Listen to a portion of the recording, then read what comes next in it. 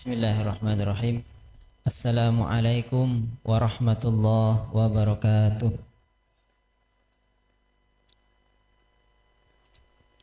Innal hamdalillah nahmaduhu wa nasta'inuhu wa nastaghfiruh wa na'udzu billahi min shururi anfusina wa sayyiati a'malina. May yahdihillahu fala mudilla lahu wa may yudlilhu falan tajida lahu waliyyan mursyida. Asyhadu an la ilaha illallah wahdahu la syarika lah wa asyhadu anna sayyidana maulana Muhammadin sallallahu alaihi wa ala alihi wasallam. Rabbi shrah li sadri wa yassir li amri wahlul 'uqdatam min lisani yafqahu qawli. Amma ba'du. Yang kau hormati Bapak Ibu sekalian, jamaah pengawasan Ahad pagi yang mudah-mudahan senantiasa mendapatkan keberkahan dari Allah Subhanahu wa taala, dan terkhusus seluruh pengurus pengajian Ahad pagi yang Masya Allah, mudah-mudahan amal atau ikhtiar jenengan menjadi wasilah pahala yang terus mengalir. Man sanna sunnatan hasanatan falahu ajr mithlu ma fa'ila. Barang siapa yang mengajak orang lain untuk kebaikan, kemudian diikuti kebaikannya dan terus diikuti, maka dia mendapatkan pahala seperti orang yang mengikuti. Insya Allah ini keutamaan yang luar biasa. Gur ketoke nyotang nyoting ngundang ngunding ya, tapi pahalane paling besar. Alhamdulillah, pada kesempatan pagi hari ini Bapak Ibu sekalian, mungkin Allah Subhanahu wa taala, kita kembali ngaji Al-Qur'an. Kita akan mengkaji tentang kalau judulnya itu begini. Ad-durusu ba'dan naumi, ya, pelajaran-pelajaran setelah tidur. Tidurnya siapa? Bukan tidurnya kita, tapi tidurnya Ashabul Kahfi. Banyak sekali pelajaran sebenarnya, hampir 30, tapi karena waktunya singkat mungkin sebagian mawon yang akan kita sampaikan di sini. Allah Subhanahu wa taala mengkisahkan di dalam Al-Qur'an beberapa pemuda yang mana pemuda ini ditidurkan oleh Allah Subhanahu wa taala selama kurang lebih 309 tahun. Turu Pak, 309 tahun. Jenengan bayangkan, tak jenengan tilem 300 tahun nih. Kira-kira begitu tangi niku kaya apa niku? Berubah sedanten. Nah, inilah yang terjadi, yang kisah ini disebutkan Allah Subhanahu wa taala di dalam surat Al-Kahfi. Maka seru Pak, gayang Bu nggih. Kalau kita baca kisah dalam Al-Quran, itu mesti ono dibaleni malih ono malih pelajaran, diulangi malih, ketemu malih pelajaran. Ini luar biasa. Karena Al-Quran adalah mukjizat. Al-Quran adalah salah satu mukjizat terbesar yang diberikan Allah Subhanahu wa taala kepada Nabiullah Muhammad SAW, dan mukjizat ini terus berlangsung, terus berjalan sampai hari kiamat. Yang ini membedakan antara mukjizatnya Sayyidina Muhammad SAW dengan mukjizatnya nabi-nabi sebelum beliau SAW. Kalau mukjizatnya Nabiullah Musa, tongkat diuncalke, dilempar jadi ular. Sekarang bagaimana? Selesai mukjizatnya. Ya. Tidak berlangsung lama, hanya berlangsung ketika masanya atau zamannya Sayyidina Musa alaihissalam. Tetapi ijazul Quran, mukjizatnya Al-Quran akan terus berlangsung sampai hari kiamat. Ketika orang mau membacanya, mau mengkajinya, mau mentadaburinya, dan sesuai dengan semua zaman, semua usia. Ya. Jadi jangan dikatakan Quran wis ketinggalan zaman saiki, ora. Ya. Cocok untuk para generasi muda, para Gen Z. Apa itu? Ngerti nggak Gen Z jenengan? Nah, ya. Para generasi yang 2000-an, tahun 2000-an ke sini lahirnya, cocok.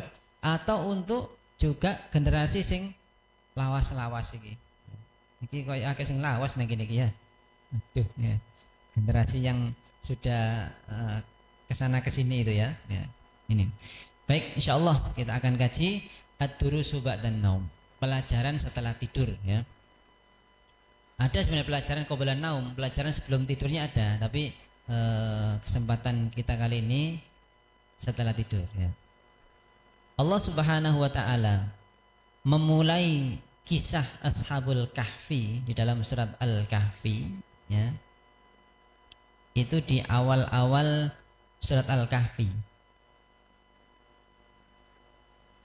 Yaitu pada ayat ayat ke-8 atau ke-9. Ini mulai kisah Ashabul Kahfi. Dan mulai ayat ke-9 sampai ayat ke-18 ini masuk pada pelajaran-pelajaran sebelum tidur atau kisah sebelum tidur. Yang akan kita kaji pada kesempatan pagi hari ini yaitu mulai ayat ke-19 nanti sebagian sampai ayat ke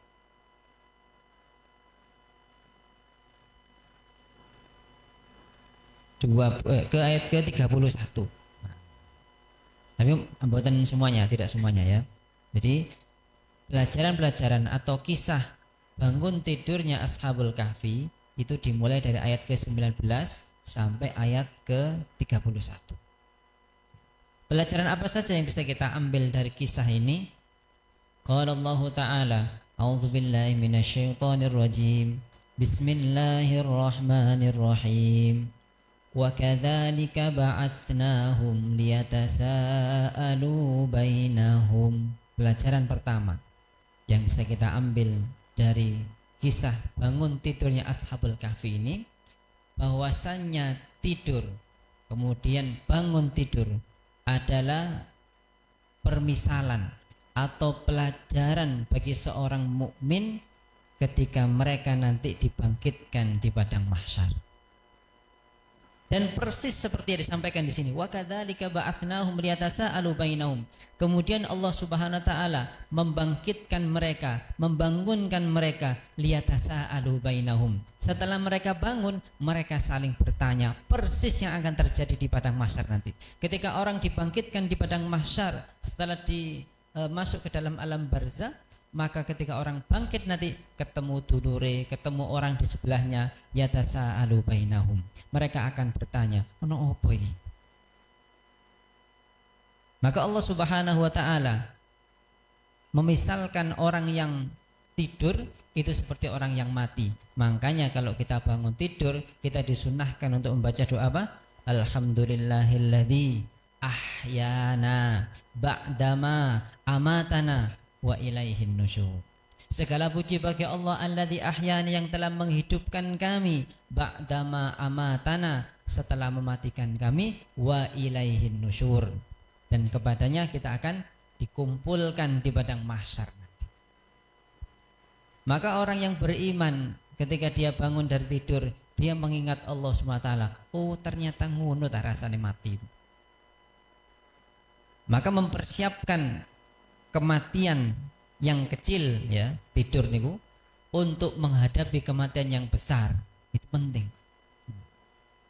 Maka seorang mukmin ketika membaca kisah ini, kemudian membaca ayat wa kadzalika ba'atsna, dan yang demikian itu kami kumpulkan mereka, kami bangkitkan mereka, liyatasaalu bainahum, kemudian mereka saling bertanya. Itulah kondisi seseorang ketika baru dibangkitkan dari kuburnya. Berarti yang ngerti tadi ya, wong turu iku mati. Yo iya, akeh sing turu gak tangi meneh ya akeh kok. Ya. Enten mboten? Yang sare nggih, yang tilem niku 14. Nggih. Wah, aku gak turu ae. Yo loro kabeh. Kula cerita sedikit ini. Berapa hari yang lalu niki tidur niku memang peringatan buat kita, sekaligus nikmat buat kita ya. Berapa hari yang lalu ada tiang niku saking Jaten saking Palur nggih, ten pondok niku nyuwun diruqyah. Jadi ada orang tua nggawa anake sing sakit ning anake. Njaluk diruqyah. Anake pun ageng, pun enggak ada anak kok, pun ageng, pun keluarga. Kula nggih waduh wis suwe gak ngruqyah aku ya wedi nek ngruqyah aku jane. Iya. Kula temoni mawon wis bismillah wis ngoten. Ngobrol kali Pak napa Pak niki anake ngoten. Niki pun berbulan-bulan mboten sakit tilem Pak. Gak iso turu coba. Ya. Oh gini ya. Mboten sakit tilem ya. Usahane ku usaha online. Jadi bendina menteng lengi napa niku? Menteng lengi laptop nama HP ini gak iso turu. Tilem sakit cuma seliut ngoten, seliut tangi meneh. Akhire bingung. Kalau ningali lari niku kaya wong apa lolak-lolok ngono. Lolak apa ya marane. Bingung. Kalau apa sing terasane Mas? Gelisah, susah. Jadi pandangan ini kosong ngoten. Apa? Kurunur ya Allah, aku bingung. Nyaman jenenge kok gak iso turu nyapa Mas? Gak tahu saya, gak bisa tidur saya. 3 bulan atau berapa bulan gak bisa turu Pak. Ya Allah aku mesake kurus ngoten larine. Kalau tanggal jenengan sholat Jumat mboten sih jane. Enggak pernah. Wah iki masalah iki. Bapak ngerti ya bapaknya. Saya enggak sholat Jumat. Awak sampean kenapa enggak sholat Jumat? Wong muslim kok enggak sholat Jumat tanggal ngeten iki. Sholat Jumat. Ya pokoknya sholat Jumat sih. Nah Ustaz, gak tak omong nih nang saiki. Pokoknya coba sih. Ibu sempat mboten. Biasane coba banter iki ya. Tiang miringake sholat Jumat, miringake khutbah Jumat itu mesti turu, Bu. Kirangan gue heran, kalau kadang-kadang yo heran, kalau ngerasa nih kadang berangkatan masjid niku yo enak, seger waras ya, enak. Begitu sampai khotib munggah mimbar niku, salam sampai ngisi, iso ngantuk dia rasanya. Ya, begitu pas komat bar sholat hilang ngantuk, ingatan Pak nggih. Itu kalau tanggal nanti sholat Jumat betul? Enggak tahu. Wah, iki masalah iki. Terus kalau tangkat teman jenengan tumut majelis taklim betul, ten celak-celak meriku betul. Enggak pernah satu. Wah, iki juga iki biasanya ngantuk pas ngaji nih gini. Wah, iki saya itu Pak, enggak bisa tidur ya. Kalau heran Masya Allah. Terus sampun ten dokter dereng. Baru kemarin Ustaz, baru kemarin niku ten dokter disukani obat lah. Baru saya itu merasakan tidur semalam itu ya baru kemarin dikasih obat. Ya ini rekoso banget Pak. Maka awak dhewe niki wis turu gak ngombe obat sik ya. Tangi awake seger ya. Panganan opo ae mlebu wah enak ya wis pokoke. Ngono tok wis wae. Ya. Yang ngono tak wis turune gak nggawe obat. Tangine awake seger ya. Terus makanan opo ae saged mlebu, ya. Enak kabeh dipangan sugih awak dhewe. Ya, kadang-kadang kayak dia itu memberi standar kaya niku kan aneh-aneh. Oh, panganan enak itu kudu iki. Padahal tek nopo sing saged kita makan ya. Kita nikmat merasakan itu sudah nikmat itu. Nah, wong sugih kudu duwe mobil, wong sugih kudu omahe gede. Ora ya. Dawuhne Kanjeng Nabi napa orang yang bangun tidur dia bisa minum air segar, dia bisa bernafas dengan segar, dia bisa makan apa saja, itu orang kaya kata Nabi SAW. Nah, ini balik kisah niki ya. Jadi sebenarnya ketika kita bangun tidur itu ibarat kecil atau contoh permisalan yang Allah Subhanahu wa taala sampaikan seperti orang itu dibangkitkan dari kuburnya. Ya. Termasuk juga disebutkan dalam surat Al-Kahfi juga pada ayat yang ke 21. Wa kadzalika a'tsarna 'alaihim liya'lamu anna wa'dallahi haqq wa anna as-sa'ata la raiba fiha. Dan demikian pula kami perlihatkan manusia dengan mereka agar mereka tahu bahwa janji Allah benar dan bahwa kedatangan hari kiamat tidak ada keraguan padanya. Maka Allah Maha Kuasa ketika Allah mematikan manusia sementara yaitu ketika tidurnya, dan Allah lebih kuasa lagi ketika Allah mematikan manusia ya dan kemudian membangkitkannya di padang mahsyar. Ya Allah. Nih pelajaran yang pertama.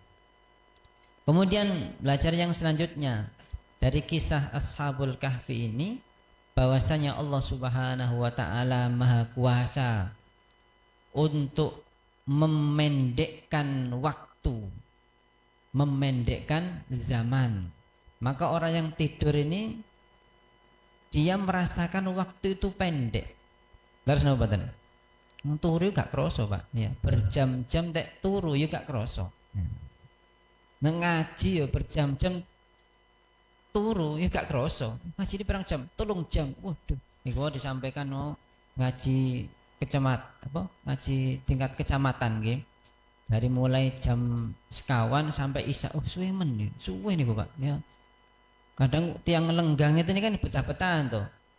Ono sing baru 5 menit wis ganti posisi barang kok gitu. Wis awalnya silo, ganti sembujung, ganti miring-miring. Makanya sing kalau suudon sing cedek-cedek tiang-tiang niku untuk anu iku biasanya ya. Sering ganti posisi ngaten. Nah, ini apa namanya? Tapi kalau dia tidur nggak terasa, maka Allah SWT berfirman dalam surat Al-Kahfi ayat yang ke-19 ya. Wa kadzalika ba'atsna liyatasaalu bainahum qala qailun minhum kam labithtum qalu labithna yauman aw ba'da yaum.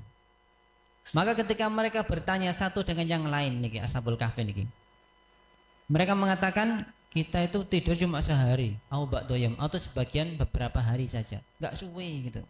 Karena mereka merasakan sebentar. Dan inilah kuasa Allah SWT ya, untuk mengilhamkan mereka merasakan waktu itu pendek sekali. Bagaimana dengan peristiwa Isra Mi'rajnya Rasulullah SAW?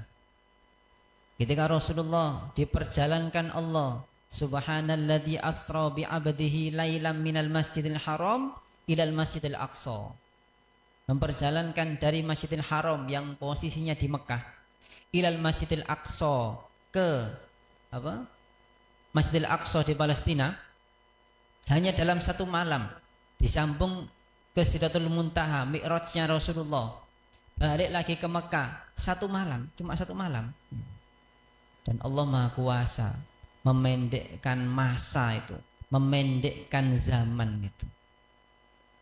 Bahkan dalam satu riwayat ketika Rasulullah dibangunkan oleh malaikat Jibril pada peristiwa Mi'raj ya, dibangunkan, kemudian beliau sempat duduk, kemudian diajak ke Masjidil Aqsa, diajak ke Sidratul Muntaha, balik niku ten lenggane tempat duduknya Kanjeng Nabi itu masih hangat tempat duduknya.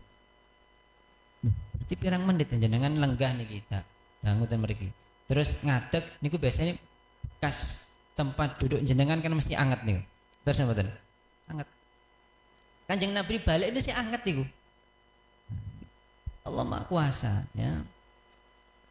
Dan itulah juga sebagai permisalan kehidupan dunia itu sebentar saja. Ya. Maka dikatakan ketika orang nanti dibangkitkan di padang mahsyar, dia akan merasakan bahwasanya kehidupan dunianya, kehidupan yang pernah dilewati di saat dunia itu seperti mimpi-mimpi saat tidur. Dari saat niki ya kita merasakan mau membengi mimpi ya, membenjing niku. Kalau kita nanti berkumpul di padang mahsyar, kita juga akan mengatakan donya minggu ngimpi loh. Diluk tok ya. Karena sehari di akhirat kelak itu seperti 1000 tahun di dunia. Betul Pak? Betul Bu? Satu hari di akhirat 1000 tahun di dunia. Coba umur kita niki piro toh saja nih ya. Gak enak sedino nang akhirat iku. 60 tahun, 70 tahun lho. Kan sedino. Seperberapanya dari 1000 tahun itu. Jadi apa? Sebentar saja. Dan Allah Maha Kuasa untuk memendekkan waktu itu. Enggak ada yang mustahil di hadapan Allah Subhanahu wa taala. Allah jadikan Ashabul Kahfi tidur selama 309 tahun. Suwe niku, wis. Ganti zaman, ganti rojo niku, ya. Ganti duit niku, ya. Wis. Mungkin pada wong enten tiang Ashabul Kahfi di Indonesia niku ya. Turune niku pas dijajah Belanda, tangi-tangi wis presidennya Jokowi. Wis perang, saya ke presiden gua tim piro iki. Ya itu, Pak. Kita bayangkan itu luar biasa. Allah Maha Kuasa itu. Allah Maha Kuasa. Nah, ini pelajaran yang kedua. Dan yang ketiga, Allah Subhanahu wa taala Maha Kuasa untuk memanjangkan umur hamba-hambanya. Dan Allah Maha mengetahui, Allah Maha Kuasa atas itu semuanya. Pada ayat berapa? Ayat yang ke-25. A'udzubillahi minasyaitonirrajim. Bismillahirrahmanirrahim. Walabithu fi kahfihim salatami'atin sinina wazdadu tis'a. Ternyata ini Ashabul Kahfi ini tinggal di dalam gua itu selama berapa tahun? Salatami'atin sinin, 300 tahun, wazdadu tis'a, ditambah 9 tahun, 309 tahun. 300 sangat tahun itu pirang bulan. Ya karek ngeping ni mawon nggih. Rolas ping pira? 300. Pirang dina niku ya kan diping ni maneh. Ya Allah. Suwe men ya. Dan Allah Maha Kuasa tetap tetap hidup mereka itu, tidur itu ya, tidak mati. Dan Allah Subhanahu wa taala Maha mengetahui ya tentang jatah umur manusia. Qulillahu a'lam bima labithu lahu ghaibus samawati wal ard absir bihi wa asmi'. Katakanlah dialah Allah yang Maha mengetahui bima labithu, tentang apa-apa tentang mereka itu, berapa lama dia di dalamnya, berapa lama jatah umur manusia, Allah yang Maha mengetahui, Pak. Termasuk tentang masalah hari kiamat, Allah yang Maha mengetahui. Bahkan Kanjeng Nabi ketika ditanya oleh malaikat Jibril, akhbirni anis sa'ah, kabarkan kepadaku tentang datangnya hari kiamat, kapan itu datang hari kiamat? Apa kata Rasulullah? Mal mas'ulu anha bi'a'lama minas sa'il. Yang ditanya tidak lebih tahu daripada yang bertanya. Artinya Kanjeng Nabi itu enggak ngerti kapan datangnya hari kiamat. Dulu sempat ada isu kiamat terjadi pada tahun 2012 bulan 12 tanggal 12 sik uripe sak ditunda burung gak sida kiamat ya. Jadi masalah waktu wallahu a'lam, masalah umur wallahu a'lam ya. Yang Allah kabarkan kepada kita tentang hari kiamat hanya dengan tanda-tandanya, termasuk umur kita Pak sekalian ya. Tak tiang niku pun semerap jatah umure pirang tahun, sepi ku pasar itu, padahal masjid kabeh ya itu ya. Umurmu kurang pirang bulan nih, waduh langsung kurang pirang bulan, saulan kurang pirang bulan, kurang pirang dino, seminggu kasih mau mati loh. Orang rajin itu. Maka disembunyikannya atau rahasia umur ini ya, supaya orang itu tetap giat ibadah, istiqomah dalam ibadah ya. Aku si 6 saat suwe mati gue loh. Ya apa? Sampean kalau melaku teng pinggir dalan niku. Wong dodolan kelapa niku napa? Es kelapa muda lho coba. Si 6 lho dipanen. Sing dodolan sate, dodolan gulai niku napa? Kambing muda coba. Lho, si 6 lho dibelai coba. Gak ngerti ya. Kita wallahu alam, kita ndak tahu kapan umur kita akan berakhir. Wah si 6 saja suwe iki si. Berapa banyak orang meninggal dunia pada usia mudanya, dan berapa banyak juga orang yang sudah sepuh itu ora mati-mati ngono. Enggak maksudnya itu mboten dereng dipendet kali Allah Subhanahu wa taala gitu. Supaya apa? Supaya kita ini menjadi orang yang taat ibadah, istiqomah dalam ibadah.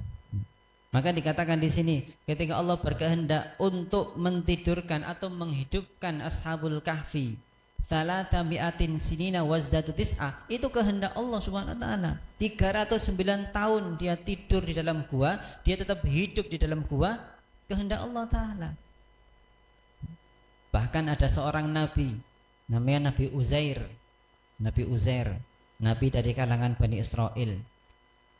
Allah Subhanahu wa taala telah mentidurkan Nabi Uzair ini selama 1000 tahun. 1000 tahun turunnya.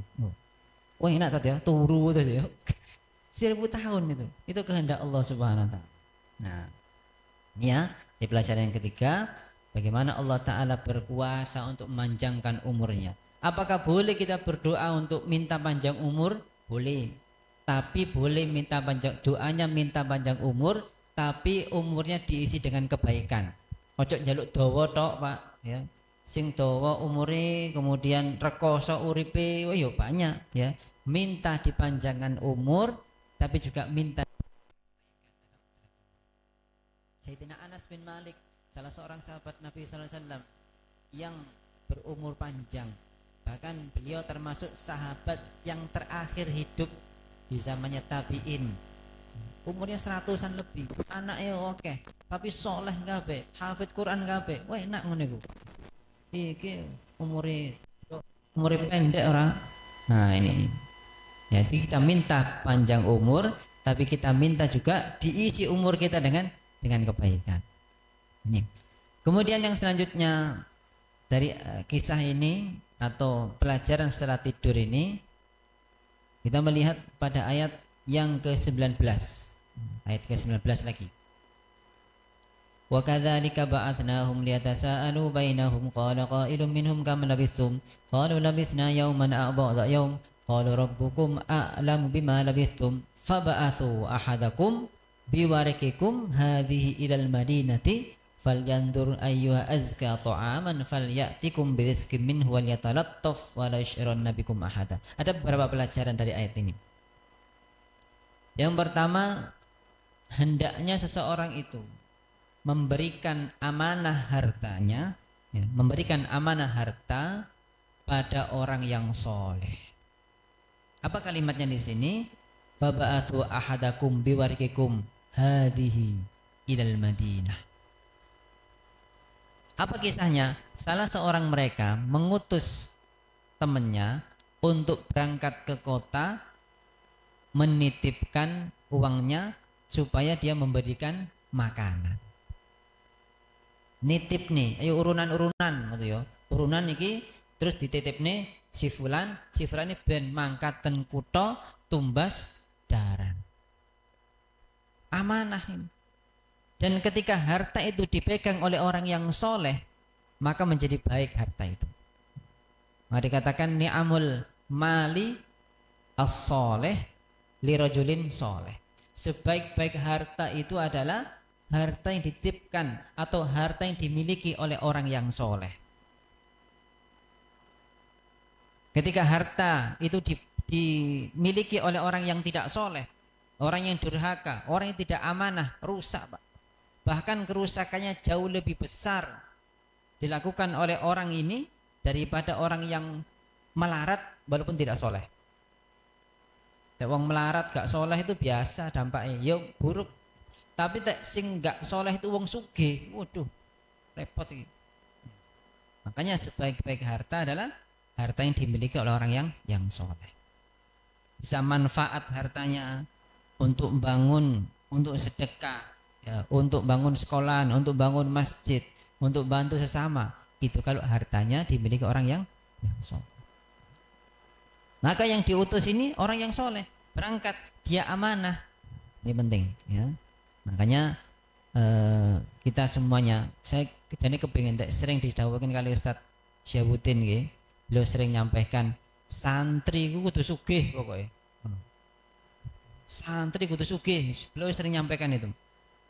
Jangan sampai harta ini atau perbendaraan dunia dipegang oleh orang-orang yang tidak baik, dipegang oleh santri, ya, dipegang oleh jamaah kajian Ahad pagi, orang-orang soleh semuanya insya Allah. Ya. Tapi kalau harta itu dipegang orang yang tidak soleh, kerusakannya jauh lebih besar. Mudah-mudahan sing hadir di sini dijadikan orang kaya semuanya, insya Allah. Wong sugih dunia, sugih akhirat, insya Allah. Anaknya oke. Duh, ya apa sih? Gak apa-apa. Kok daweti sih? Heran aku. Dan apa? Ya. Kadang-kadang enten niku tiang niku sajane saged, tapi kok gak duwe anak ngoten lho. Napa? Apa lali apa karo bojone ngono. Nah, itu. Jadi ini penting ya. Karena Rasulullah itu berbangga nanti di akhirat itu berbangga dengan jumlah umatnya yang banyak. Ya, tapi yang berkualitas nih di sekolah nih, dididik, diajari, ya masya Allah itu termasuk bagian dari perintah Rasulullah SAW. Ini kemudian selanjutnya apa tadi harta yang baik ya diberikan kepada harta orang yang soleh.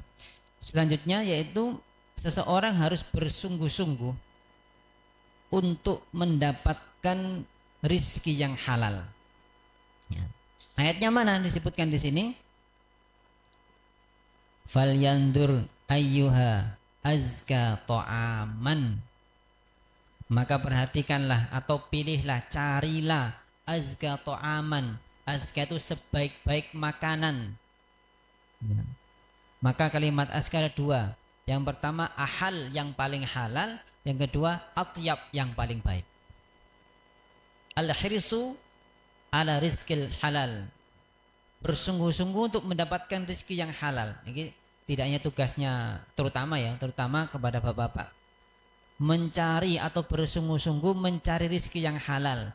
Karena semua yang kita makan, semua yang kita berikan kepada keluarga kita, itu pasti berdampak kepada mereka.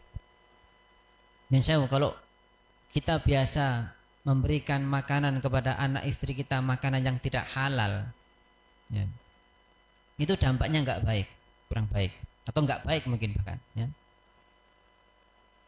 Kalau sering mengkiaskan, ya, memisalkan, kalau istri kita masak, ibu jenengan masak, saya yakin masaknya istri jenengan, masaknya ibu jenengan itu dengan penuh keikhlasan. Masak nggo alung goreng ya, karo napa ngudek sayur ngoten niku. Itu dengan penuh keikhlasan, dengan penuh cinta kasih. Dan ketika makanan itu jenengan makan, kita akan merasakan itu dampaknya. Nikmat ya. Muncul cinta kasih, muncul kasih sayang. Tetapi kalau kita sering, ya, bukan berarti nggak boleh, kita terlalu sering jajan di luar. Waduh, sing warung-warung gak payu kabeh repot iki. Enggak, maksudnya kita harus sering ya. Apalagi yang masak di warung bukan orang yang soleh, juga repot ya. Apa yang dipikirkan? Yo duit ngono, Pak. Masak karo ngudek karo duit mikir ya Allah. Itu kita makan yo ngono iku ngutek jenengan dari duit ngoten niku. Bahaya ini. Kenapa? Gak baik, ya, kurang baik. Makanya kalau kita harus keluar, carilah memang ini benar-benar yang punya orang yang soleh, orang yang baik. Gitu. Itu akan dampak manfaat kebaikan juga kepada kita. Maka dikatakan azkatu aman, cari makanan yang paling baik. Suapi anak kita, suapi keluarga kita dengan makanan yang baik, dengan minum yang baik. Karena itu dampaknya pertama untuk kebaikan jasadnya pertama. Yang kedua, makanan yang haram atau minuman yang haram itu menjadi penghalang doa-doa kita diijabah oleh Allah Subhanahu wa taala. Dalam hadis disebutkan ketika ada orang yang dalam keadaan apa? Lusuh pakaiannya, dia mengangkat tangannya, dia berdoa ya Rabbi wa mat'amuhu haram wa malbasuhu haram fa ghudiya bil haram fa ana istajabulah gitu. Ketika ada orang yang minta berdoa kepada Allah sementara makanannya haram, minumannya haram, pakaian yang dia pakai itu dari hasil yang haram, fa anna yustajabulah. Bagaimana doanya bisa diterima oleh Allah Subhanahu wa taala?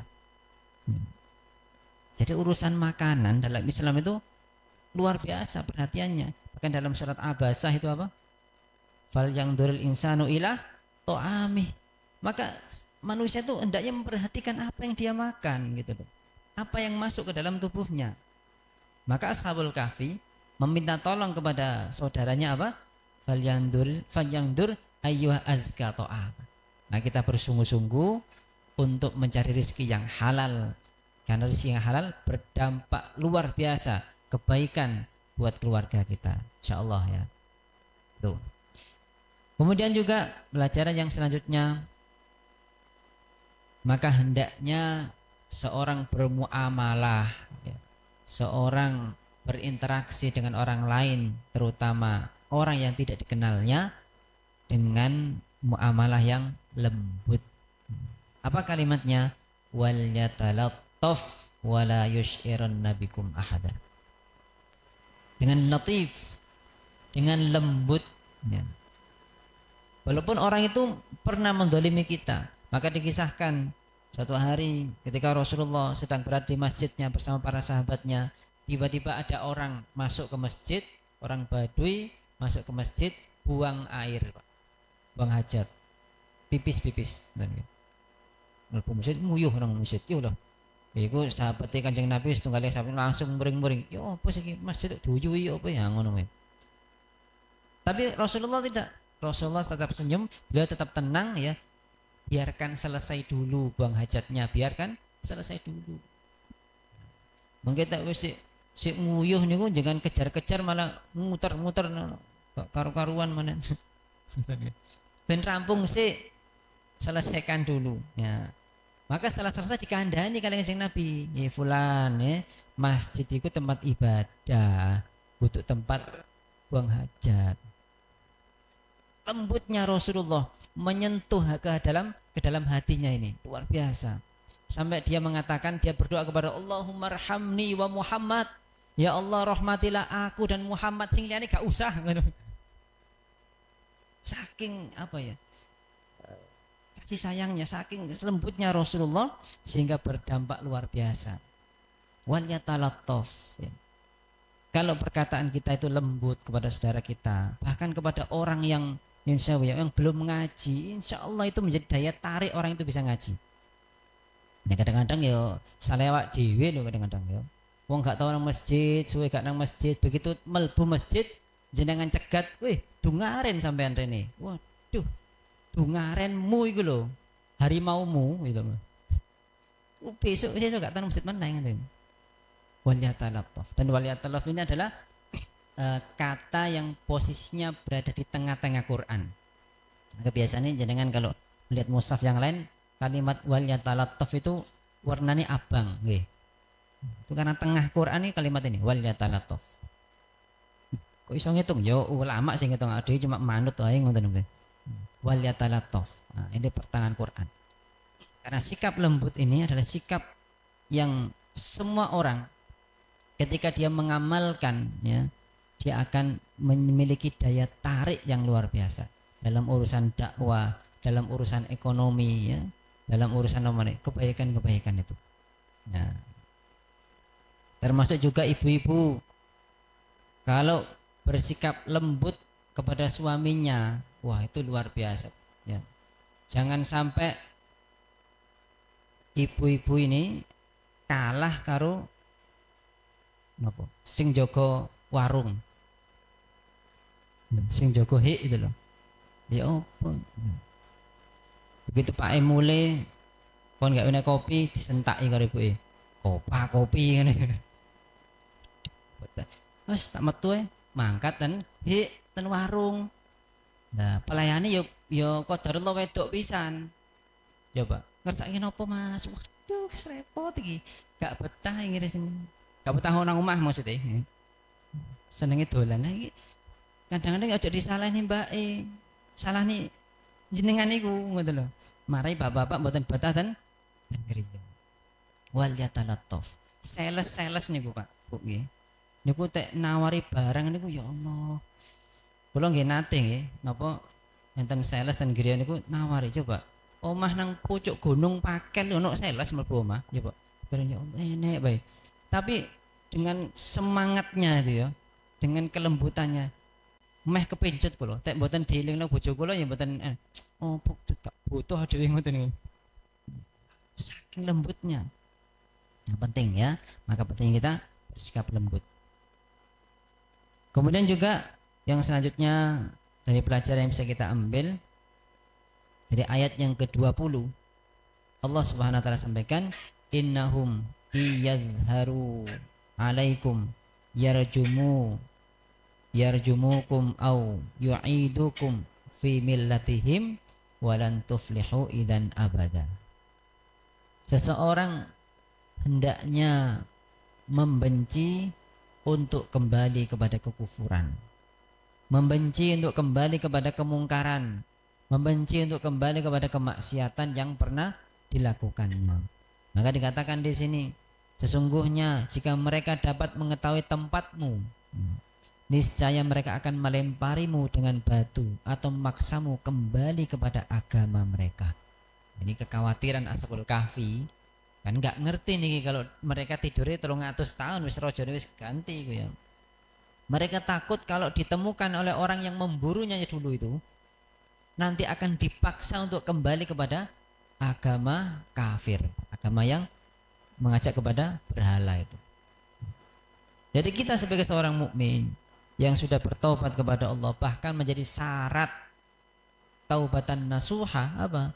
Dia menyesali perbuatannya, dia enggan untuk kembali kepada kemaksiatan yang lama. Apalagi diajak kepada kekufuran.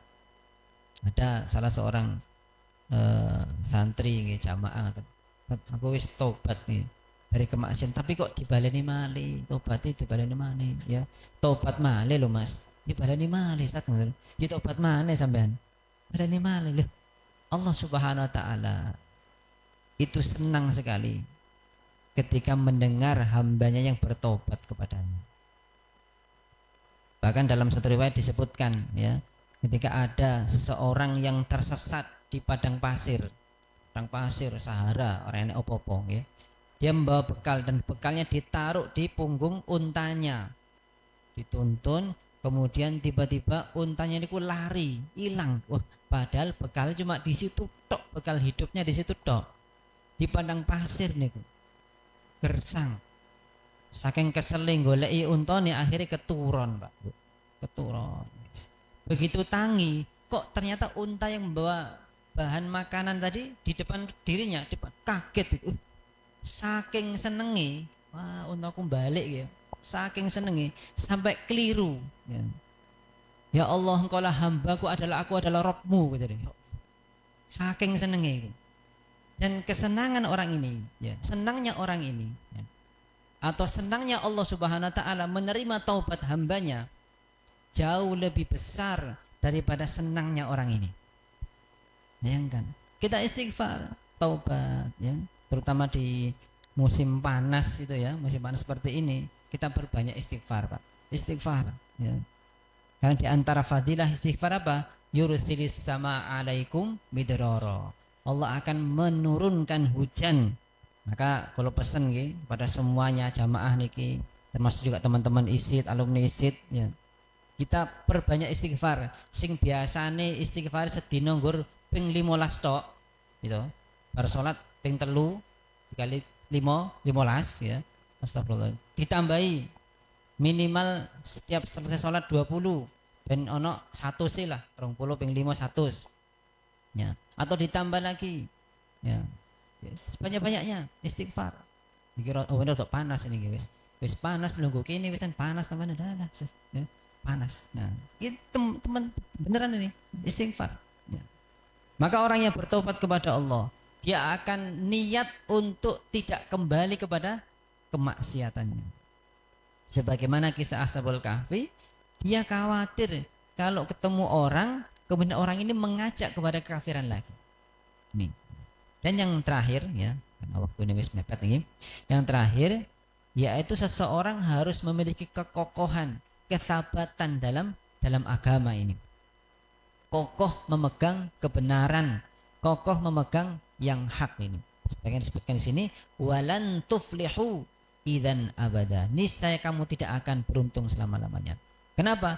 Karena ketika orang kembali kepada kafiran, dia tidak akan beruntung. Maka dia berusaha untuk tetap pada jalan yang lurus itu. Maka penting seseorang memegang kebenaran itu wajib.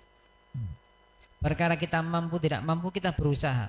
Perkara kita belum sampai kepada tingkat kesolehan yang tinggi, kita berusaha. Misalnya ada orang yang dia berikhtiar untuk meninggalkan kebiasaan lamanya, minum khamar misalnya.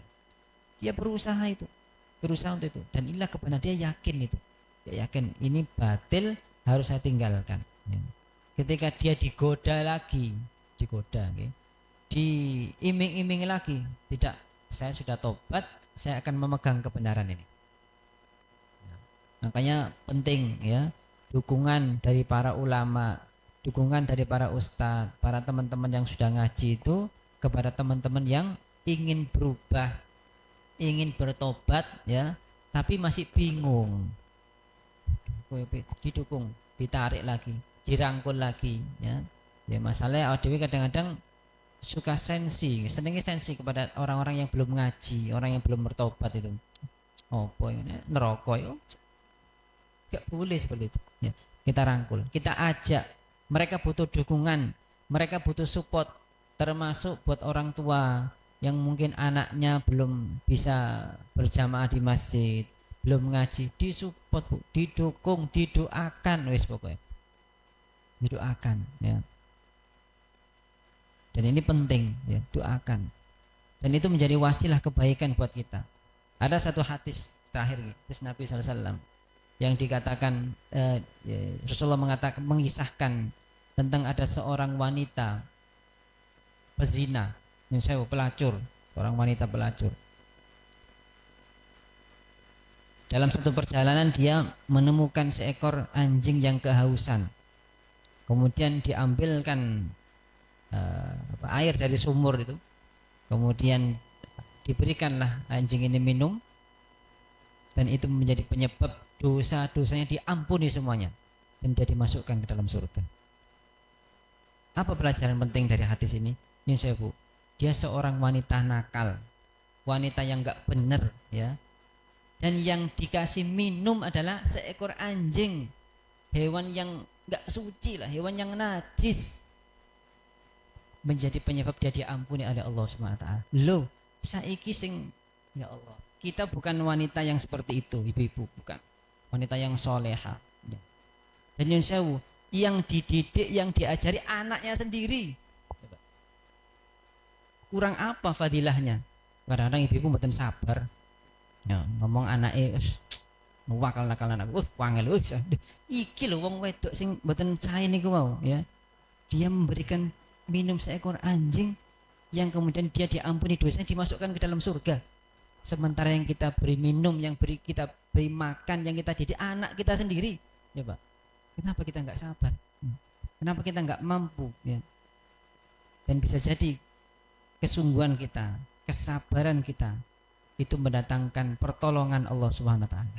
Ridha Allah fi ridal walidain. Ridha Allah fi ridal walidain. Ridha Allah di bawah ridhonya orang tua. Kalau kita sudah nggak ridho sama anak kita sudah benci sama anak kita, bahkan kita sudah melaknat anak kita sendiri, maka di saat itu pula Allah benci kepada anak kita, Allah melaknat anak kita. Ya. Jadi hati-hati, ya hati-hati. Itu yang terakhir, mudah-mudahan beberapa pelajaran ini bisa kita ambil dan kita bisa mengamalkannya. Dan intinya Bapak Ibu sekalian, marilah kita terus belajar, ya, terus mengkaji Al-Quran, terus mendalami mentadabbur Al-Quran. Mudah-mudahan lewat wasilah, biar kita wasilah kajian Ahad pagi ini menjadi wasilah keberkahan, mendatangkan keberkahan buat masyarakat kita, mendatangkan keberkahan buat keluarga besar kita semuanya. A'udzubillahi minasyaitonirrajim. Bismillahirrahmanirrahim. Hamdan syakirin hamdan naimin, hamdan yuafi ni'amahu yukafi'u mazidah. Ya Rabbana lakal hamdu kama yanbaghi li jalal karim wa azimi sultanik. Allahumma salli ala sayyidina Muhammad hamdan rabbil alamin. Allahumma taqabbal minna innaka antas samiul alim wa tub alaina innaka antat tawwabur rahim bi rahmatika ya arhamar rahimin. Allahumma ighfir lana wa li walidina warhamhum kama rabbawna shighara. Rabbana hab lana min azwajina wa dhurriyyatina qurrata a'yun waj'alna lil muttaqina imama. Rabbana la tuzigh qulubana ba'da idh hadaitana wa hab lana min ladunka rahmah innaka antal wahhab. Allahumma inna nas'aluka salamatan fid din wa afiatan fil jasad wa ziyadatan fil ilmi wa barakatan fil rizqi wa taubatan qabla al maut wa maghfiratan ba'da al maut. Allahumma hawwin alaina fi sakaratil maut wan najata minan nar wal afa indal hisab برحمتك يا أرحم الراحمين. اللهم اجعلنا وأولادنا وذرياتنا من أهل العلم وأهل الخير ولا تجعلنا ولا تجعلهم من أهل الشر والضير برحمتك يا أرحم الراحمين. ربنا آتنا في الدنيا حسنة وفي الآخرة حسنة وقنا عذاب النار. وصلى الله على سيدنا محمد سبحان ربك رب العزة عما يصفون وسلام على المرسلين والحمد لله رب العالمين.